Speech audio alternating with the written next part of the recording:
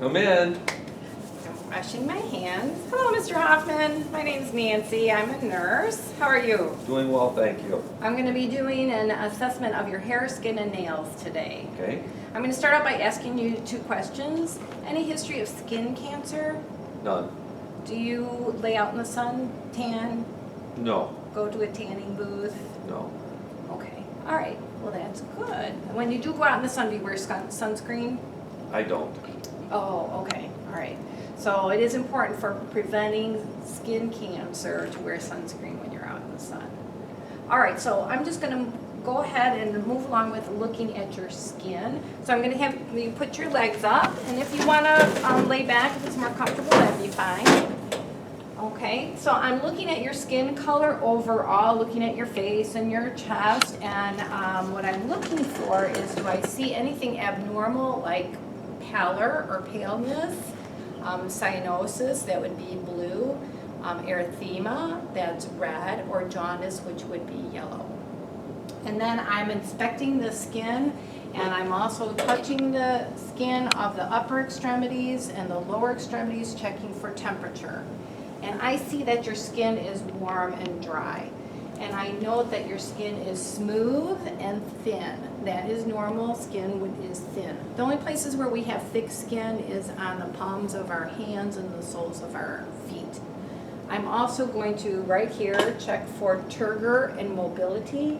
When I pinch the skin up, it should move easily. That would be normal mobility, and it should go right back to normal. That would be right back to its normal spot. That would be a normal turgor. So mobility and turgor. Mobility, how easy does it move? Turgor, how easily does it go back into place? Okay, and then I'm also, as I'm looking at the skin, I notice that you have lots of moles on your chest, anteriorly, kind of all different sizes and different shapes, but mostly all the same color, light brown to a darker brown. I don't see anything that is larger than 6 millimeters, so I don't see anything of concern. And then on the legs, I don't see any moles. I do see this one spot right here where you have a little lesion that is healing. You mentioned that was from a bike accident. It looks like there's another small one right here. I do see that the skin looks normal here. I don't see any lesions or anything abnormal all the way down to your feet. And then if you could sit up for a second, let me look at your skin in the back. So again, I'm going to have you stand up and turn around for a second. There we go.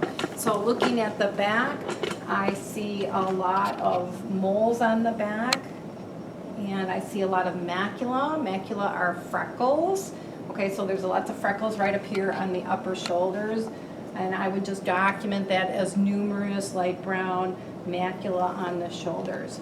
And then I would also document numerous small, less than 6 millimeter papules over the anterior and posterior chest. I would document about this mole separately. It is less than 6 millimeters. It's oval in shape, which is symmetrical. It's dark brown and it's raised. So this might be something, Mr. Hoffman, this is right on your back, so it's probably hard to see. So probably if you can have a family member look at that for you every month and just keep an eye on that and make sure that it's not changing. Are you aware of this mole right here? Yes, I am. Okay, and has it changed at all over the years? It does not seem to have. Okay, all right, so that would be the only one that I would be at all concerned about. Okay, you can have a seat again. And then we're gonna go on to look at your hair. Okay, so I see your hair is a mix of brown and gray. It's smooth. Your hair distribution is symmetrical. You have some very typical male pattern baldness, but that's expected. And I'm looking, what I do is I part the hair, okay, and really look in there for any infestations or any lesions or anything in the hair, which I do not see. Everything looks completely normal, nice and smooth, and clean hair. And then we're going to go on to looking at the nails. So I'm going to look at the nails on your fingers. To start out with, what I'm looking for is that the nail bed should be pink and the nails shape is round. Some people have flat nails this way, flat. Some people have a little bit more rounded. Some of your nails are a little rounded and some are flat. And when I press on the nail bed, it should feel firm. It should not feel spongy. And I also check for the profile sign, which should be 160 degrees or less, which I see that yours is 160 degrees, which is normal. And I'm going to do the same on this hand as well. I'm looking at the nail beds. They are pink. Nails are rounded. Your profile sign is less than 160 degrees. And then I'm going to do the same on your feet. I'm going to lift your feet up here again. All right, so I'm looking at your toenails. The beds of the toenails are pink. Your toenails are flat. We usually just check the profile sign on the fingernails. So I see one nail here is a little bit yellow and thicker. That can happen with aging, that the nails sometimes get thicker, or it can also happen with a fungal infection of the nail. So, Mr. Hoffman, before we finish with assessment of hair, skin, and nails, I want to just give you a little tool that you can use for assessing your skin for any risk of skin cancer. So we use an acronym, it's called ABCD, to help you remember what to look for. So when you're looking at the mole on your back or any other moles that you may see, the first letter is A. A stands for asymmetry. So if it looks asymmetrical, meaning that it's irregular and the two sides do not match, that would be a concern.